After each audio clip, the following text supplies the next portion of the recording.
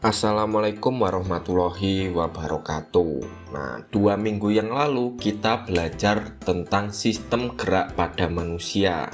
Sedangkan minggu yang kemarin kita belajar tentang sistem gerak pada hewan.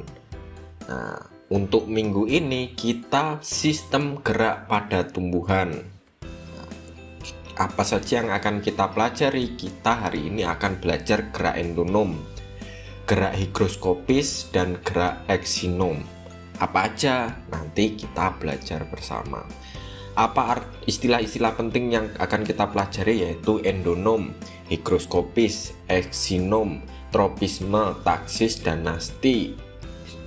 Mengapa ini penting? Mempelajari materi ini akan membantu kamu memahami gerak pada tumbuhan di sekitarmu, sehingga mendorong kamu mengembangkan teknologi yang terinspirasi dari struktur dan fungsi gerak pada tumbuhan. Oke, kita baca lebih lanjut. Menurutmu, apakah tumbuhan juga bergerak? Bagaimanakah tumbuhan bergerak? Lalu bagian apa saja dari tumbuhan yang dapat bergerak? Ayo kita pelajari sistem gerak pada tumbuhan dengan penuh semangat. Sebelum kita mulai, perhatikan video ini.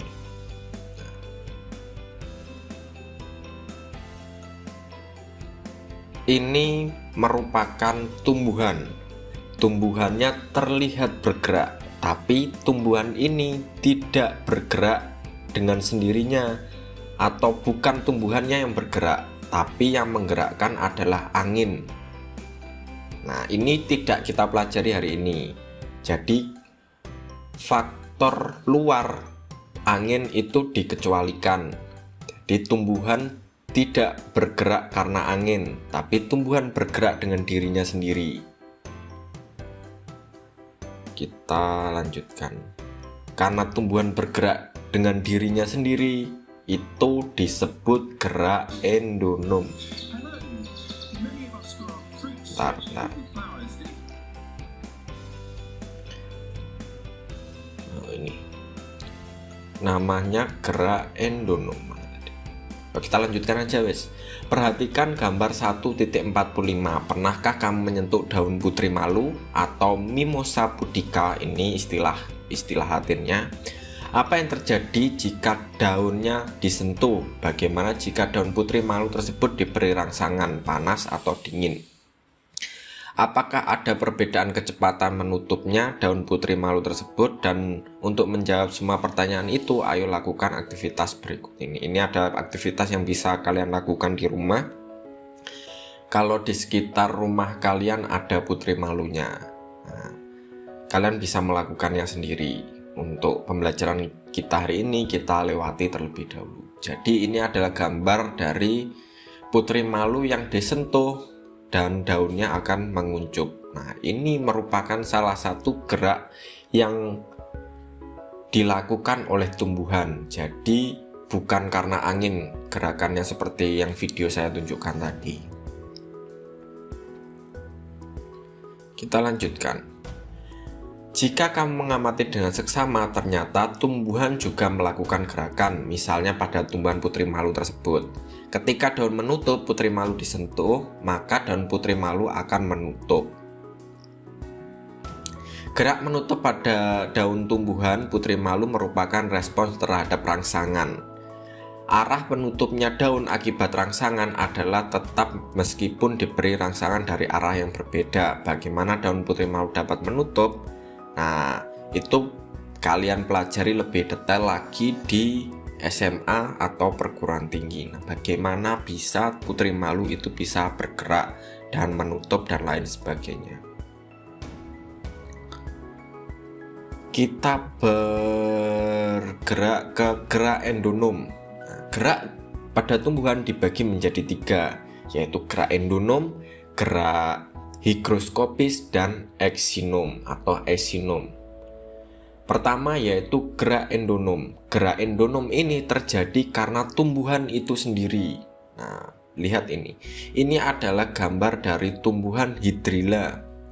Ini biasa dijumpai di sungai-sungai yang masih alami. Nah, ada tumbuhan ini biasanya. Nah, waktu dia diperbesar dan dilihat di dalam mikroskop akan tampak seperti video ini. saya ya kayak gini.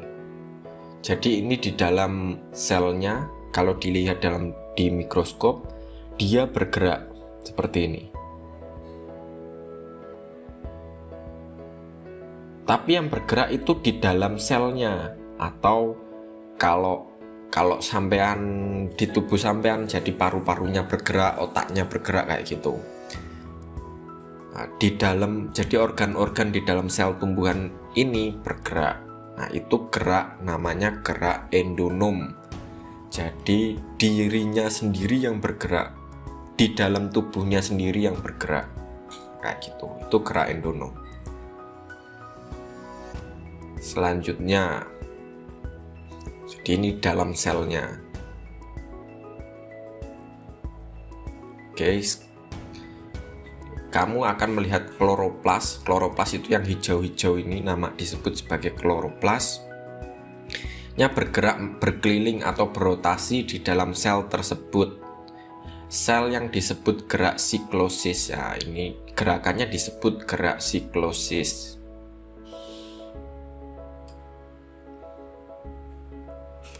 Itu disebabkan oleh sitoplasma. Sitoplasma itu cairan yang di dalam selnya bergerak. Gerakan ini terjadi secara spontan dan berasal dari dalam sel tumbuhan tersebut. Gerakan terjadi akibat rangsangan yang berasal dari dalam sel atau tubuh tumbuhan disebut dengan gerakan endonom. Jadi gerakan yang terjadi karena rangsangan dari tubuh tumbuhan itu sendiri atau di dalam selnya. Itu sekian dari gerak endonom. Kita bergerak ke gerak higroskopis. Nah, kalau di gerak endonom itu gerakannya murni dari dalam tubuh tumbuhan. Sekarang gerak higroskopis itu campuran antara dari dalam tubuh tumbuhan dan faktor dari luar. Kenapa bisa begini? Karena lagi-lagi karena airnya. Pernahkah sampean lihat ini kacang tunggak atau kacang-kacangan, ini kedelai, ini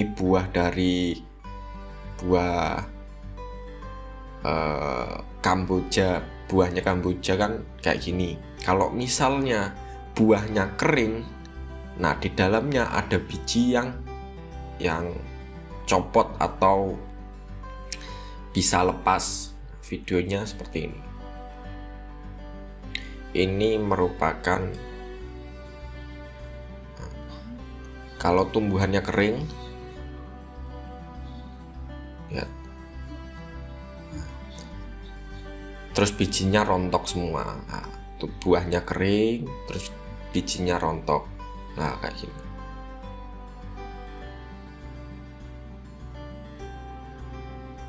Jadi mencolot, buah-buahnya mencolot biar jauh, biar tumbuhannya bisa menyebar kayak gitu. Ini disebabkan karena airnya, nah kayak gini, kadar airnya berkurang.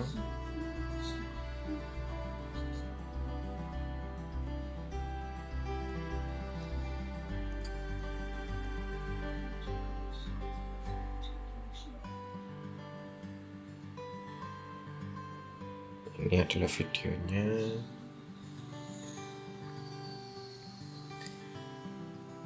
Kalau kalian ingin lihat lebih detail, nanti linknya saya taruh di bawah. Kita lanjutkan. Jadi gerak higroskopis ini terjadi karena air di dalam tubuh tumbuhan mulai kering dan akhirnya seperti ini. Kedelainya copot semua kayak gini. Ini merupakan salah satu contoh dari gerak higroskopis. Selanjutnya yaitu esinom. Kalau tadi campuran antara gerak dari dalam dan gerak dari luar, kali ini gerak esinom murni dari luar, terdiri dari 3, yaitu tropisme, taksis, dan nasti. Pertama kita pelajari yaitu tropisme. Tropisme yang bedanya tropisme, taksis, sama nasti. Kalau tropisme itu kayak gini. Jadi arah datangnya rangsang berpengaruh kepada arah tumbuhan itu bergerak.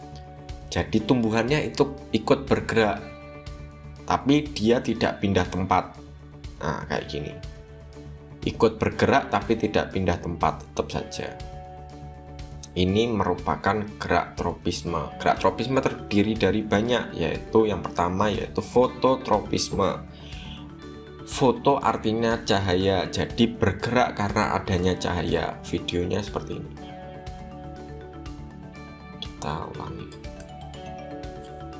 Ini merupakan salah satu tumbuhan berbiji. Ini ada, kalian lihat jamnya, dan ini ada arah cahayanya dari sebelah kirinya sampean. Nah, tumbuhannya bergerak menuju ke arah cahaya. Sedangkan kalau tumbuhannya dibalik, arah cahayanya dibalik, tumbuhannya juga ikut ke arah cahaya. Oh, kayak gini. Ini disebut sebagai gerak fototropisme. Jadi arah datangnya cahaya berpengaruh pada gerakan tumbuhan itu. Ada dua jenis fototropisme, yaitu fototropisme positif dan fototropisme negatif. Fototropisme positif itu berarti menjauhi cahaya, mendekati cahaya. Sedangkan fototropisme negatif itu kalau fototropisme positif itu mendekati sumber cahaya, sedangkan fototropisme negatif itu malah menjauhi cahaya. Seperti tadi, kalau tadi kan video tadi ini malah mendekati cahaya, ini disebut fototropisme positif. Kalian bisa melihat contohnya di YouTube, ada banyak. Selanjutnya yaitu geotropisme. Perhatikan gerak tumbuhan. Nah, ini ada pada kita lanjutkan aja. Nah, ini ada percobaan.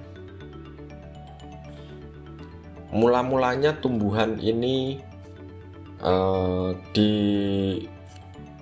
normal, terus kemudian dijungkirkan kayak gini, dan lihat dia bergerak menjauhi gravitasi bumi seperti ini. Jadi dia melawan gravitasi bumi, ingin ke atas terus meskipun dia dijungkir balikkan seperti ini. Kalian bisa mencobanya sendiri kalau misalnya punya tanaman kecil-kecil dan ditaruh pot. Dia akan melawan gravitasi seperti ini. Ini disebut geotropisme negatif. Sedangkan kalau tumbuhan, akar tumbuhan itu selalu menuju ke pusat gravitasi atau pusat gravitasi bumi, jadi ke bawah. Itu disebut sebagai geotropisme positif atau mendekati gravitasi bumi, kayak gitu.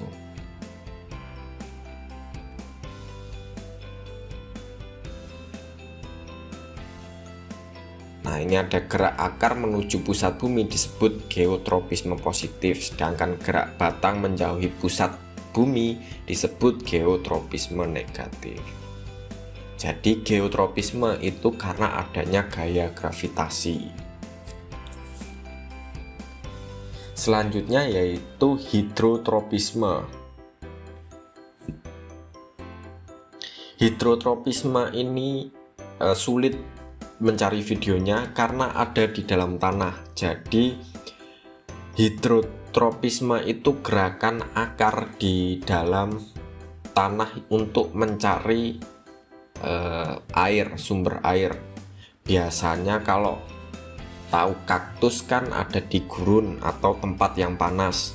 Nah, akarnya itu sangat panjang untuk mencari air. Itu adalah gambaran singkat hidrotropisme. Atau misalnya tumbuhan misalnya mangga melindungi sumber mata air atau tumbuhan-tumbuhan besar itu ada karena melindungi sumber mata air. Nah, itu merupakan contoh dari hidrotropisme.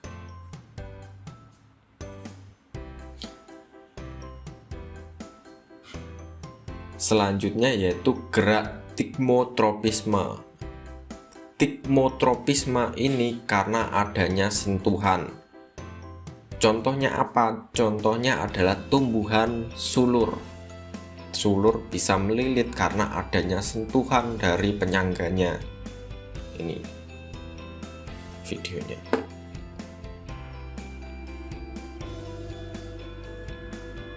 Ini adalah tumbuhan dan ada dua batang atau dua tongkat penyangga. Ini videonya dipercepat. Ini ada hari ke-12, hari ke-13. Lihat bagaimana dia bergeraknya lambat, tapi ini videonya dipercepat kayak gitu. Kalau menemukan sentuhan, dia akan meraihnya biar dia bisa lebih tinggi lagi.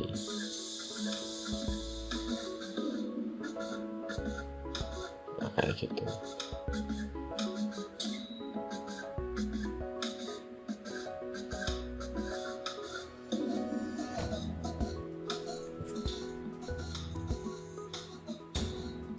Ini sulurnya mulai bergerak,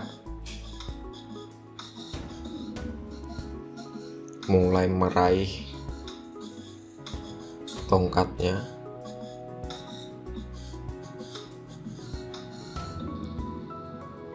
Nah, kayak gini, ini merupakan rangsangan karena adanya sentuhan.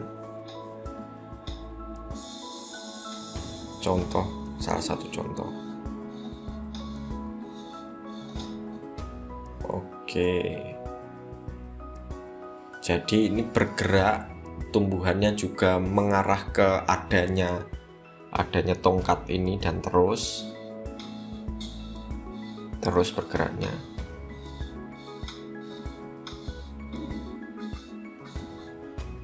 Oke, intinya begitu aja. Jadi tigmotropisme itu karena adanya sentuhan.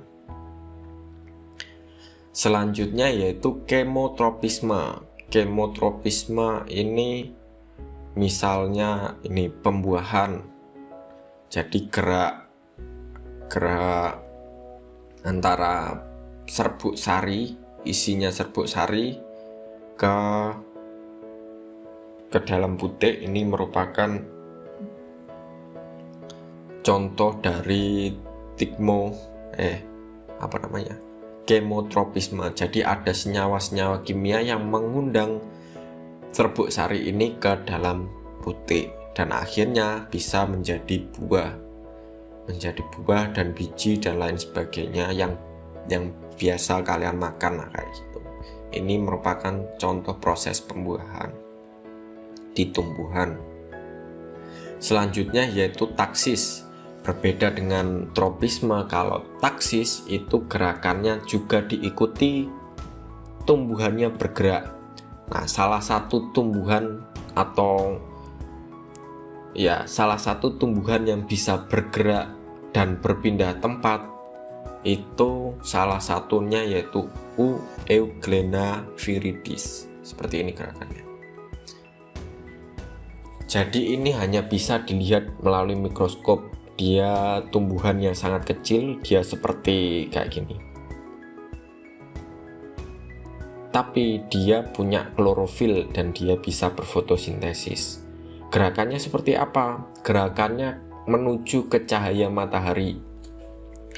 Jadi misalnya ada di got atau di tempat yang genangan air kayak gitu dan ada sinar matahari. Sinar matahari yang paling banyak dia akan bergerak ke situ. Jadi banyak berkumpul semua di situ. Dia satu sel ini berarti satu tumbuhan. Jadi dia bergerak memindahkan badannya kayak hewan, tapi dia bisa berfotosintesis, dan dia ini disebut peralihan antara tumbuhan dan hewan. Jadi dia bisa memindahkan badannya.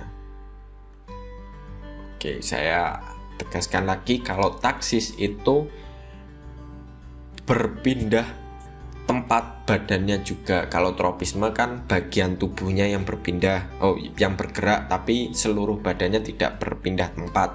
Sedangkan taksis seluruh badannya berpindah tempat, mengikuti arah datangnya rangsangan.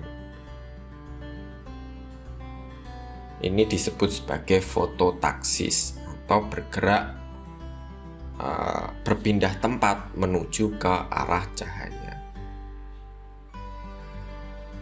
Sedangkan kemotaksis itu karena adanya senyawa kimia. Ini ada tadi, ini contohnya yaitu lumut dan paku. Tumbuhan lumut dan paku bereproduksi secara aseksual. Jadi biar bisa memperbanyak diri, dia bergerak karena adanya senyawa-senyawa kimia, dan akhirnya bisa menjadi pembuahan, dan dia bisa menjadi, namanya yaitu spora, dan akan menjadi lumut dan paku lagi. Lebih detail kalian akan belajar di bab reproduksi di kelas 9 nanti. Jadi itu karena adanya gerak yang diakibatkan oleh senyawa kimia. Selanjutnya yaitu gerak nasti. Kalau tak tropisme, gerakan yang menuju ke arah datangnya rangsang tanpa diikuti pertumbuhannya berpindah tempat. Kalau taksis menuju ke tumbuhannya bergerak ke arah datangnya rangsang, tapi dia juga berpindah tempat. Kalau nasti, dia melakukan sesuatu tapi tidak bergerak ke arah rangsangan. Jadi tidak, ya kita nanti aja ada videonya. Contohnya gerak nasti adalah gerak seismonasti. Gerak seismonasti adalah gerak nasti dipengaruhi getaran atau sentuhan. Nah, getaran dan sentuhan ini yang kalian jumpai di Putri Malu.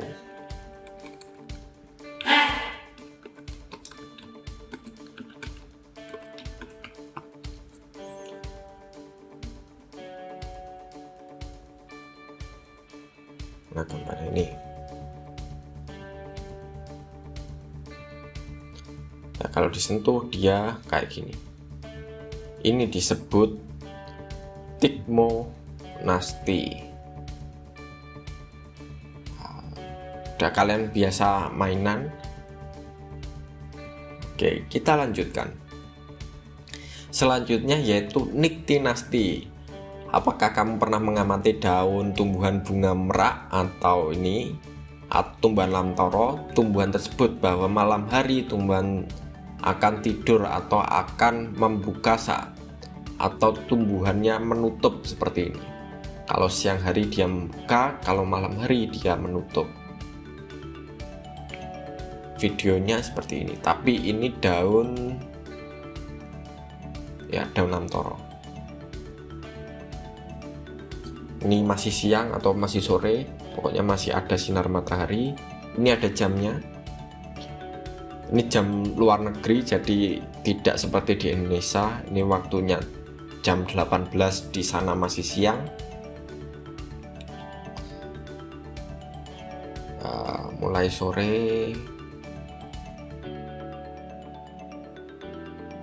Kalau malam, bentar. Ini sinar ultraviolet, pakai sinar inframerah, bisa melihat dalam gelap, dan daunnya menutup semua pada saat malam hari. Seperti ini.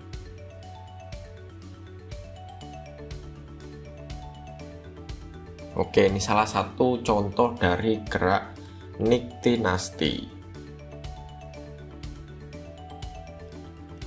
Selanjutnya kita ke gerak Fotonasti. Fotonasti itu dialami oleh bunga pukul 4 atau Mirabilis jalapa. Ini bunganya. Ini bunga pukul 4.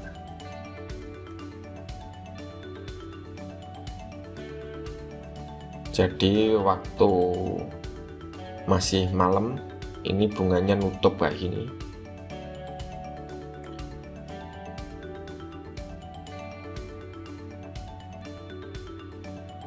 Kita percepat.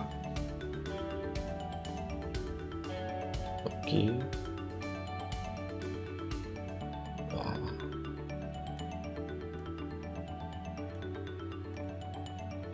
Mulai mekar.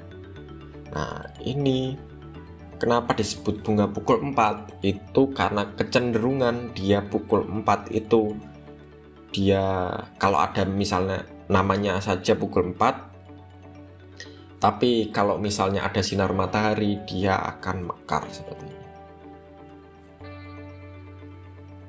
Beda. Tadi kuncup kayak gini, kalau mekar kayak gini. Dan itu diulangi tiap hari. Jadi kalau malam dia kuncup, kalau misalnya pagi dan ada sinar matahari dia akan membuka.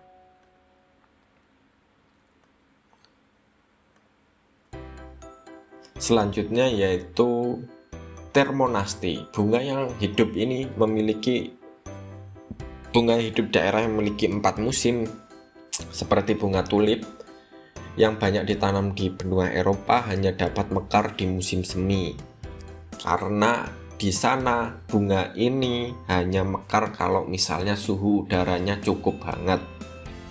Bunga tulip itu ini.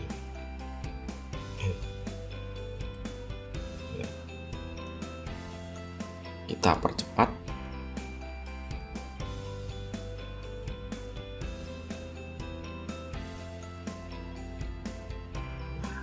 Ini adalah bunga tulip, jadi kalau suhu udaranya cukup hangat dia akan mekar.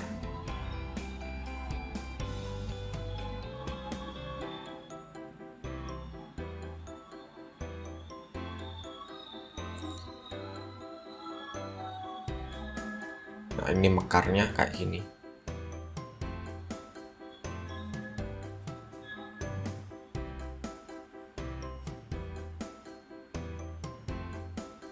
Oke,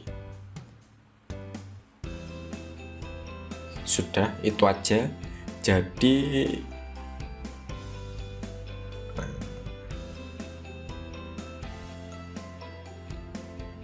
ini rangkumannya.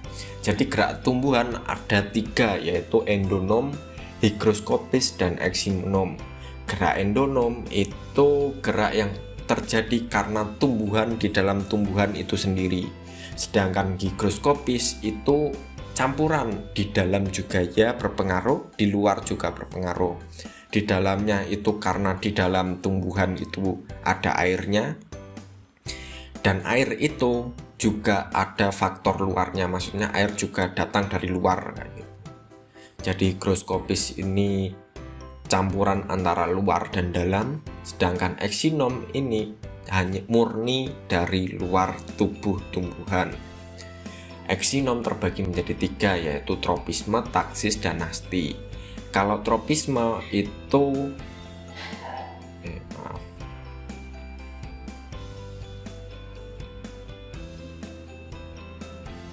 kalau tropisme itu tumbuhannya bergerak ke arah datangnya rangsangan, tapi dia tidak berpindah tempat, itu tropisme. Sedangkan taksis dia berpindah ke arah datangnya rangsang, tapi dia juga berikut bergerak.